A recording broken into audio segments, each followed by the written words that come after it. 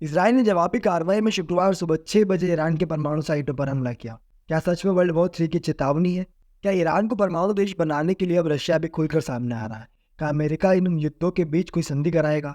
और क्या Iran middle east में इतना खतरनाक देश बन चुका है जो सीधा इसराइल और अमेरिका को चुनौती देने की हिम्मत कर रहा है? क्यों 35 सालों की दोस्ती के बाद अब लगातार 45 सालों से चल रहा है संघर्ष? क्यों सभी अरब देश नहीं चाहते थे इसराइल देश की स्थापना? क्या ईरान और इसराइल की दोस्ती मजबूरी थी या किसी व्यापारिक संधि के तहत हुआ समझौता? क्यों इराक के खिलाफ इसराइल और ईरान एक साथ आ गया है? कैसे अमेरिका ने संधि के नाम पर अपने अधिकारियों के अपहरण का बदला लिया? कैसे मोसाद और सीआईए ने मिलकर आज तक नहीं बनने दिया ईरान को न्यूक्लियर पावर देश? कैसे ईरान के न्यूक्लियर वैज्ञानिकों की हुई संदिग्ध मौत? क्या ईरान के न्यूक्लियर वैज्ञानिक को खत्म करने में मोसाद और सीआईए का हाथ था? कैसे किया ईरान पर साइबर अटैक और गैस स्टेशनों को ब्लॉक? इन क्या और कैसे का जवाब ये इस सब कुछ जानेंगे इस वीडियो में। नमस्कार, मैं विवेक राय और आज हम अपना पॉइंट ऑफ व्यू रखेंगे ईरान इजराइल कॉन्फ्लिक्ट पर, जो हाल ही में सबसे बड़े और हॉट टॉपिक में। तो चलिए शुरू करते हैं। बात शुरू होती है 14 मई 1948 को। इस दिन इजराइल निर्माण के दिवस के लिए जाना जाता है, तो पहले युद्ध के लिए भी जाना जाता है, क्योंकि इजराइल के सभी पड़ोसी देश इस्लामिक देश थे, जो यह बिल्कुल नहीं चाहते थे कि अरब देश की जमीन पर यहूदियों द्वारा इजराइल देश बने। इस कारण मिडिल ईस्ट की कंट्रीज, जिसमें Egypt, Saudi Arabia, Jordan, Syria, Iraq और लेबनान ने मिलकर इजराइल से युद्ध किया। लेकिन इजराइल ने 2 सालों तक लड़ाई लड़ी, युद्ध में जीत तो हासिल की ही, साथ में फिलिस्तीन की कुछ जमीन पर कब्जा भी कर लिया और लाखों लोगों की तादाद में फिलिस्तीनी लोगों को यहाँ से भगा दिया। यानी यहाँ अब अरब देशों की लड़ाई से जीते और अरब देश की जमीन पर इजराइल देश को बसा दिया। उसके बाद बहुत सारे देशों की बात आती है और एक नया देश बनाने की बात आती है।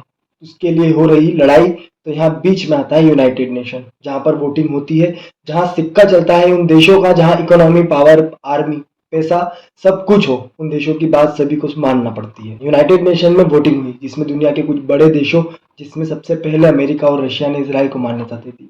अब इजराइल एक ऑफिशियल देश बन चुका था, क्योंकि जहाँ फेवर होता है वहां विरोध भी होता है। इसलिए दूसरी ओर दुनिया के ऐसे भी देश थे जिन्होंने इजराइल को देश मानने से इनकार कर दिया। दूसरी ओर दुनिया में ऐसे भी देश थे जिन्होंने इजराइल के देश मानने से इनकार कर दिया, जिसमें Syria, Iraq, Saudi Arabia, Egypt, Sudan, Algeria, UAE और भी कई मुस्लिम देश शामिल थे। और ये सब वही देश थे जिन्होंने पहले दिन से ही विरोध में थे। लेकिन कुछ देश फेवर और कुछ विरोध से दूर, लेकिन मत उनका भी था, जिसमें इंडिया और पाकिस्तान थे। लेकिन ये उन देशों में शामिल थे जिन्होंने उस समय इजराइल को देश मानने की मान्यता नहीं दी। अब इन सभी इस्लामिक देशों में एक देश और भी था, ईरान, जो था तो मुस्लिम देश, लेकिन यह अरब देशों में नहीं गिना जाता था, क्योंकि ईरान मिडिल ईस्ट की संगति के विपरीत है। क्योंकि ईरानी लोग अरबी नहीं बल्कि फारसी बोलते हैं, जबकि ईरान में विविधता है। अधिकांश ईरानी लोग सांस्कृतिक, जाति और धार्मिक रूप से अपने आसपास के पड़ोसियों से अलग है। इस दृष्टि से ईरान अरब देशों में नहीं गिना जाता।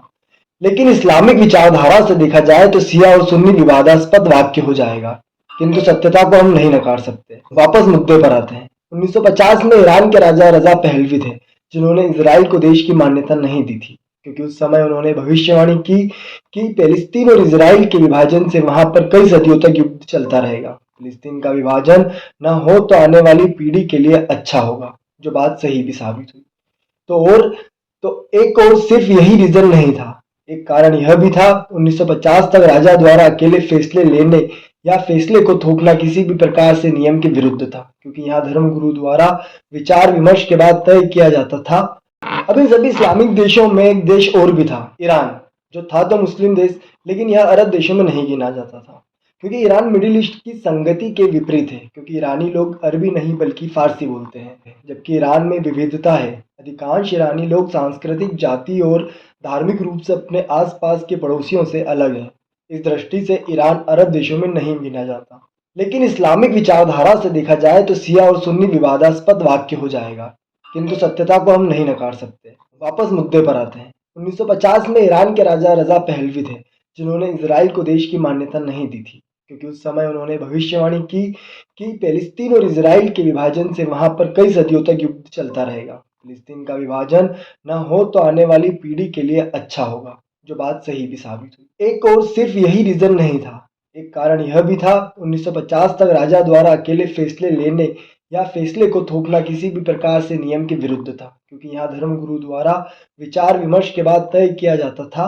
यह भी कह सकते हैं कि राजा बस कहने मात्र थे, लेकिन उस समय ईरान के पास खनिज संपदा का भंडार था, जिसमें ऑयल और गैस मुख्य खनिज थे। अब यहाँ अमेरिका और ब्रिटेन दोनों की नज़र ईरान के ऑयल पर थी, जिसके कारण 1953 में ब्रिटेन और अमेरिका के आदेश और कुछ व्यापारिक साठगांठ के दृष्टिकोण से ईरान के राजा ने ईरान के सारे धर्मगुरुओं को शांत करा दिया। ईरान पर पूर्ण रूप से अमेरिका और ब्रिटेन ने कंट्रोल कर लिया और सीधे सीधे राजा ने कंट्रोल दे भी दिया। कुछ लोग कहते हैं राजा अमेरिका और ब्रिटेन के हाथ की कठपुतली भी है। द्विपक्षीय संबंध 1948 में यहूदी मातृभूमि के निर्माण के लिए सहानुभूति और समर्थन के प्रारंभिक अमेरिकी नीति से विकसित होकर साझेदारी में बदल गए, जो एक छोटे लेकिन शक्तिशाली राज्य को एक महान शक्ति के साथ जोड़ता है, जो मिडिल ईस्ट में प्रतिस्पर्धा हितों अर्थात रूस और उसके सहयोगियों के खिलाफ प्रभाव को संतुलित करने का प्रयास करता है। मतलब ब्रिटेन एंड अमेरिका दोनों देश इजराइल का भी पूरा समर्थन करते हैं और ईरान को भी कंट्रोल करते हैं, जिसके कारण ईरान के राजा को इजराइल को मान्यता देनी पड़ी। यहाँ इजराइल को ईरान की ज़रूरत भी थी। उनके आसपास के अरब देश इजराइल के दुश्मन थे, इस कारण इजराइल को किसी ऐसे मुस्लिम देश की ज़रूरत थी जहाँ पर उसे ऑयल भी मिल सके और यूनाइटेड नेशन से संबंध भी अच्छे हो। इजराइल की क्राइटेरिया में ईरान फिट बैठता था, जैसा इजराइल को ज़रूरत थी, कि यहाँ ईरान के पास ऑयल भी था और अमेरिका से संबंध भी अच्छे। इजराइल ने दुश्मन देशों की सीमा पर एक गैर अरब देश यानी ईरान को एक सहयोगी के रूप में 1953 के बाद इजराइल और ईरान दोस्त बन गए, वो भी पक्के वाले। दोनों दोस्त एक दूसरे की मदद करने लगे, व्यापार करने लगे और इजराइल ने अपना एक दूतावास भी ईरान में बनाया। अब देश बनाया है तो विदेश नीति भी जरूरी है और पावर भी तो दिखाने लगते अरब देशों से लड़ाई करके जीते जो है। इजराइल और इजराइल के सैन्य अधिकारी भी ईरान की सेना को ट्रेनिंग देने लगे। इजराइल के पास जो एडवांस फार्मिंग और तकनीक थी उसका ईरान को काफ़ी फायदा हुआ। 1956 में अरब देशों ने इजराइल से दूसरा युद्ध किया, तब ईरान ही था जिसने दोस्ती निभाई। इजराइल को कई तरह से ज़रूरतों को पूरा किया, जिसमें हथियार थे, पैसा था और भी ज़रूरत की चीज़ें। ईरान और इजराइल की दोस्ती पक्की हो गई। वहीं दूसरी ओर इजराइल हथियार निर्माण में काफ़ी आगे बढ़ चुका था और दुनिया को भी अपने हथियार निर्यात कराता था। सब कुछ ठीक चल रहा था। देखा जाए तो 1953 से 1972 तक ईरान इजराइल दोनों पक्के दोस्त थे।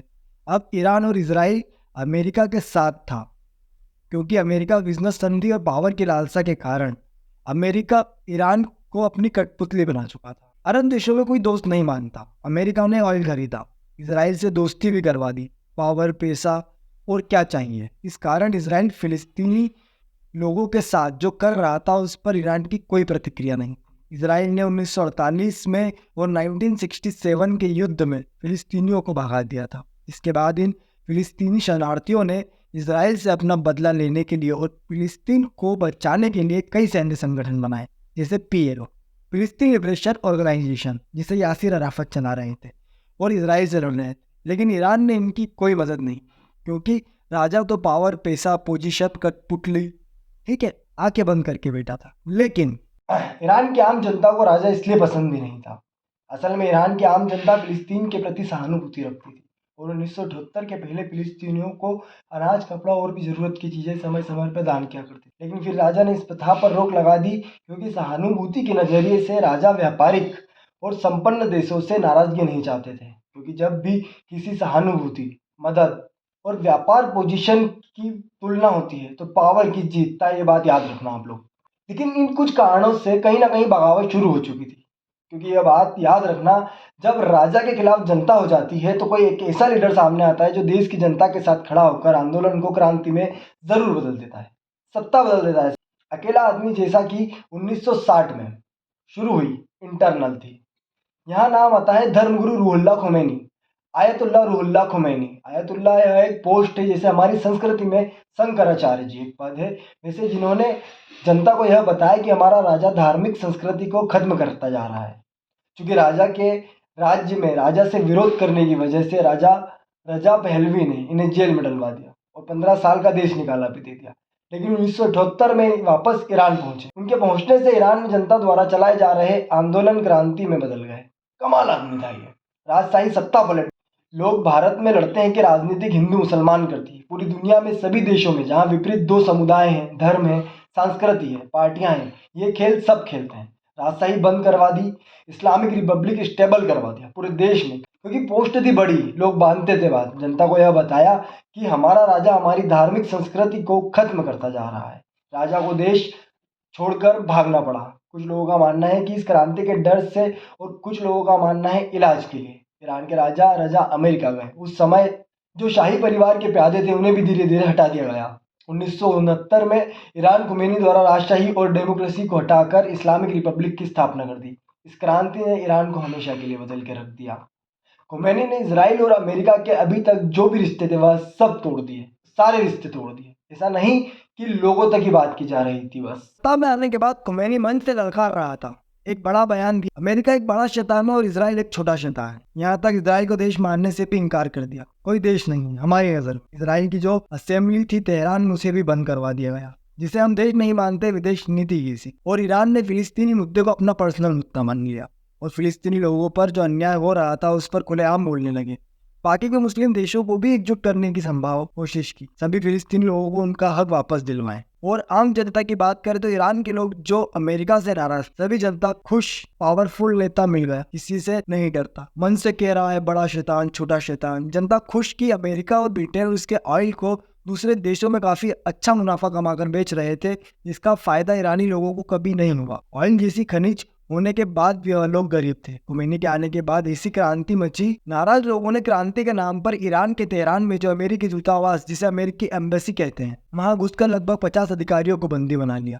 जिसके बदले में अमेरिका भाग गए राजा पहलवी की वापसी की मांग करने लगी, जिसको सजा देने की मांग रखी। राजा दोगे तो मिलेंगे 50 अधिकारी, वरना भूल जाओ। लगभग 1.5 साल तक अधिकारियों को बंदी बनाकर रखा। इस बीच राजा पहलवी कैंसर के कारण अमेरिका में मौत हुई, जिसका अफ्रीकी देश अल्जीरिया बीच बचाव में आया। समझौता करवाकर अधिकारियों की घर वापसी करवा दी। इस घटना ईरान हॉस्टेज क्राइसिस भी कहते हैं, जो 1981 में खत्म हुआ, जिसका डर इराक में यह बना कि ईरान में शिया और सुन्नी की क्रांति से मुस्लिम लोगों ने राजा पहलवी को हटा दिया और इस्लामिक रिपब्लिक की स्थापना कर डाली।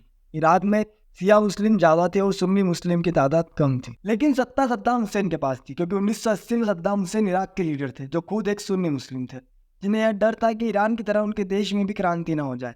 क्योंकि यह डर की मुख्य वजह थी ईरानी लोगों का इराक में घुसकर इस्लामिक रिपब्लिक को प्रमोट करना, जो सद्दाम हुसैन के सामने हो रहा था।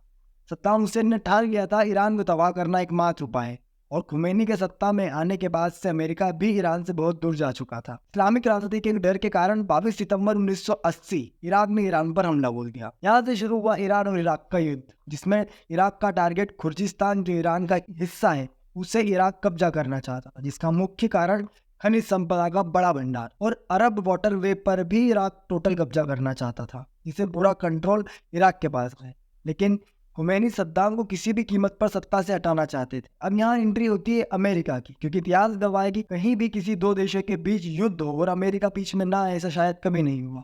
अब अमेरिका के पास मौका था शैतान वाले बयान और 50 अमेरिकी दूतावास अधिकारियों के अपहरण का बदला लेने का। अमेरिका ने तुरंत इराक से दोस्ती का हाथ बढ़ाया और अमेरिका इराक के साथ खड़ा हुआ है। अब यहाँ सऊदी अरेबिया, कुवैत और जॉर्डन भी इराक के साथ खड़े हो गए। अमेरिका के पास वजह अपमान का बदला लेना था, और सऊदी अरेबिया, कुवैत, जॉर्डन, इन देशों की लड़ाई पावर शासन, राजशाही शासन था इस देश में, क्योंकि इस्लामिक रिपब्लिक की क्रांति उनके देशों में कभी थी। राजशाही परिवारों में इसका बहुत बड़ा डर। अगर शासन की लड़ाई थी तो इराक का जीतना और इन तीनों देश को मिलाकर इराक को जिताना बहुत ज्यादा जरूरी। इन सब घटनाक्रम को इजराइल देख रहा था। यह भी देख रहा था कि अमेरिका सद्दाम हुसैन को मिडिल ईस्ट का हीरो बनाना चाहता था। इराक न्यूक्लियर पावर बम बनाने की तैयारी कर रहा था, जिसकी जानकारी ईरान को तो थी, लेकिन इजराइल को अब यह डर सताने लगा कि सद्दाम हुसैन अगर न्यूक्लियर बम बना लेगा तो सबसे पहले इजराइल का नाम निशान मिटा देगा। इस डर से इजराइल ने सारी बातों को भुलाकर ईरान को समर्थन का प्रस्ताव भेजा।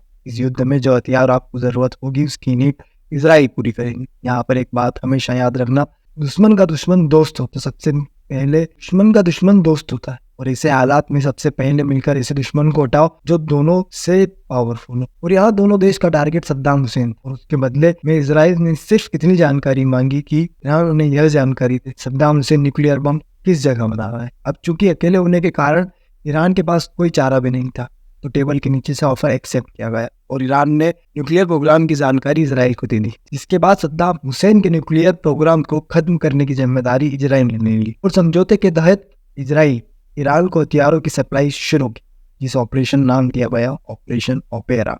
अब इधर इजराइल की वायुसेना ने सद्दाम हुसैन के न्यूक्लियर प्रोग्राम को खत्म कर दिया, और इधर ईरान हथियारों की बदौलत इराक से कई सालों तक युद्ध लड़ता रहा। 1980 से 1988 तक चले इस युद्ध को यूनाइटेड नेशन के कहने पर विराम लगा दिया गया। उधर 1990 में रुहुल्लाह खुमैनी की मौत हो जाती है और फिर ईरान के सुप्रीम लीडर बनते हैं अली खुमैनी। अली खुमैनी की विचारधारा थोड़ी एडवांस थी। उनका मानना था कि सभी मुस्लिम देशों में ही ईरान सभी का लीडर बने, यहाँ लीडरशिप को समझे। पहले लड़ाई राजशाही परिवार को खत्म करके इस्लामिक रिपब्लिक की स्थापना था। अब इस्लामिक रिपब्लिक को मिडिल ईस्ट का लीडर बनना था, क्योंकि अली खुमैनी के अनुसार मिडिल ईस्ट में ईरान सबसे पुराना इस्लामिक देश है और उसमें लीडर बनने की काबिलियत है। लेकिन उस टाइम मुस्लिम देशों का लीडर सऊदी अरब था। लेकिन अली खुमैनी की सोच थी कि ईरान सबसे पुराना इस्लामिक रिपब्लिक देश है तो लीडर वही बनेगा। मुस्लिम देशों का लीडर बनने के लिए इजराइल से दुश्मनी जारी रखनी। इजराइल के यरूशलेम में यहूदी और मुस्लिम के बीच जो अल-अक्सा मस्जिद और टेम्पल निर्माण को लेकर विवाद चल रहा था, उसमें लेकर सभी मुस्लिम एक साथ थे।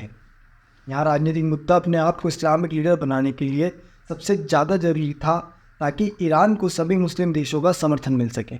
अली खुमैनी के सत्ता में आने के बाद से ही ईरान ने अल-अक्सा मस्जिद को समर्थन देना शुरू किया। वहीं दूसरी ओर इजराइल ने जिन फिलिस्तीनी लोगों को देश निकाला दिया था, वो जॉर्डन, सीरिया, लेबनान जैसे देशों के शरणार्थी थे। यही एक मौका था कि दुनिया भर के मुस्लिम लोग फिलिस्तीनियों के लिए सहानुभूति रखते थे, जिसमें लगभग सारे मुस्लिम देश चाहते थे कि उन्हें उनका हक मिलना चाहिए। जिसकी शुरुआत में अरब देशों ने लड़ाई हुई जो इजराइल के खिलाफ थी, लेकिन बाद में सभी अरब देशों ने लड़ाई खत्म की और इजराइल को मान्यता दी। लेकिन अरब देश अभी भी उन शरणार्थियों के लिए कुछ नहीं कर पा रहे, बस सहानुभूति रख रहे, जिसका फायदा भी ईरान ने उठाया। इस मुद्दे को लेकर यदि इजराइल से लड़ेंगे तो ईरान का बहुत बड़ा नाम हो जाएगा। इसी कारण ईरान ने या अली खुमैनी ने इजराइल से दुश्मनी जारी रखी और इनडायरेक्टली इजराइल पर हमला करना जारी रखा, जिसे प्रॉक्सी वार भी कहते हैं। अब लेबनान भी जो भी एक मुस्लिम देश है, जिसकी और इजराइल की बॉर्डर, जहां बहुत सारे फिलिस्तीनी शरणार्थी 1967 के युद्ध के बाद पलायन से यहाँ बसे हुए थे, वो बदले की भावना और इजराइल को खत्म करना उनका मिशन था,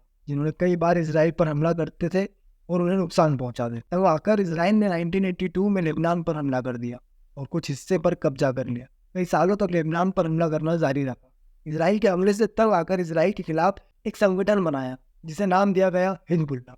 और यही मौके की तलाश थी ईरान को, जब हिजबुल्लाह के लीडर ने ईरान से मदद मांगी और ईरान ने 1985 में हिजबुल्लाह की मदद करना शुरू किया, जिसमें हथियार, सैन्य ट्रेनिंग और रुपए शामिल थे। अब यहाँ एक एंगल को समझे। ईरान का एक फेस और भी है, जिसमें ईरान और इजराइल इराक के खिलाफ एक साथ, जिसमें दोनों देश का दुश्मन सद्दाम हुसैन था, लेकिन ईरान लेबनान की मदद। यह बात इजराइल को पता थी, लेकिन फिर भी इजराइल ईरान की मदद करता रहा, क्योंकि लेबनान से ज़्यादा खतरा इजराइल को सद्दाम हुसैन का था। तो 1985 के बाद से लेबनान का वह हिस्सा जो इजराइल ने कब्जा लिया था, हिजबुल्लाह उसी के संघर्ष में लड़ता रहा और यह सिलसिला 1990 तक चलता रहा। इसका परिणाम यह निकला, इजराइल की जनता में इजराइल के खिलाफ विरोध शुरू हुआ, जिसका विरोध सीधा सीधा सरकार और सैनिक के खिलाफ। जिसका परिणाम निकला कि इजराइल को किसी अरब देश से बिना किसी संधि से युद्ध रोकना पड़ा। उस वक्त हिजबुल्लाह के लीडर थे हसन नसरुल्लाह और उन्हें इस बात की बहुत बधाई मिली, लेकिन हिजबुल्लाह की सबसे ज़्यादा मदद ईरान नहीं की थी। युद्ध का परिणाम हिजबुल्लाह के पक्ष में था, तो ईरान के लीडर अली खुमैनी भी हिजबुल्लाह के लीडर हसन नसरुल्लाह को बधाई देने पहुंचे। अब ईरान सभी तरीके से इजराइल को उठाने वाले संगठनों की मदद करने में सबसे आगे था और हथियार और पैसे देना शुरू किए। सन 2000 के बाद मुस्लिम देशों का लीडर बना सऊदी अरब, क्योंकि अमेरिका ईरान से ऑयल खरीदना बंद कर चुका था, क्योंकि ईरान की क्रांति के बाद ईरान ने अमेरिका को वहाँ से भगा दिया था। अब अमेरिका ऑयल के लिए सऊदी अरब से डील करने लगा, क्योंकि अमेरिका सभी मुस्लिम देशों में व्यापार करने के लिए एकमात्र पावर था, जिसके कारण सऊदी अरब बन गया मुस्लिम देशों का लीडर, जो कि ईरान को कतई मंजूर नहीं। इसलिए ईरान ने हथौदीस को मदद करना शुरू किया, जिसका मकसद हथौदीस इजराइल को परेशान करता रहे। इस प्रकार सीरिया की सरकार, गाजा की हमास, यमन की हथौदीस, हिजबुल्लाह जैसे संगठनों पर ईरान का हाथ, जिसके कारण ईरान और इजराइल के बीच तनाव बढ़ता जा रहा था, क्योंकि लोगों के बीच प्रॉक्सी वार, खुफिया ऑपरेशन बढ़ते जा रहे थे। ईरान इजराइल पर सीधा वार नहीं कर सकता था, क्योंकि इजराइल एक न्यूक्लियर पावर देश है। इस कारण ईरान जब तक न्यूक्लियर पावर देश नहीं बन जाता, जब तक ईरान इजराइल पर सीधा अटैक नहीं कर सकता था।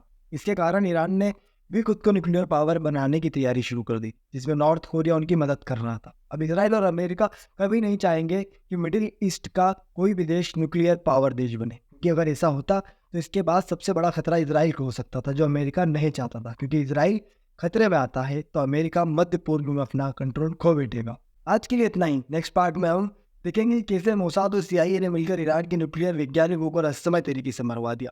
कैसे साइबर अटैक से ईरान को न्यूक्लियर पावर बनने से हर बार रोक देता है मोसाद। तो हमारे नए चैनल को सब्सक्राइब करें और अच्छा लगे तो शेयर भी करें। धन्यवाद। आज के लिए इतना ही। कि नेक्स्ट पार्ट में हम देखेंगे कि कैसे मोसाद और CIA ने मिलकर ईरान के न्यूक्लियर वैज्ञानिकों को रहस्यमय तरीके से मरवा दिया। इसे साइबर अटैक से ईरान को न्यूक्लियर पावर बनने से हर बार रोक देता है मोसाद। तो हमारे नए चैनल को सब्सक्राइब करें, अच्छा लगे तो शेयर भी करें। धन्यवाद। अगर कोई टॉपिक हमसे छूट रहा है तो हमें कमेंट करके ज़रूर बताएं। थोड़ी रिसर्च की है, थोड़ी और कर लेंगे। जय हिंद दोस्तों।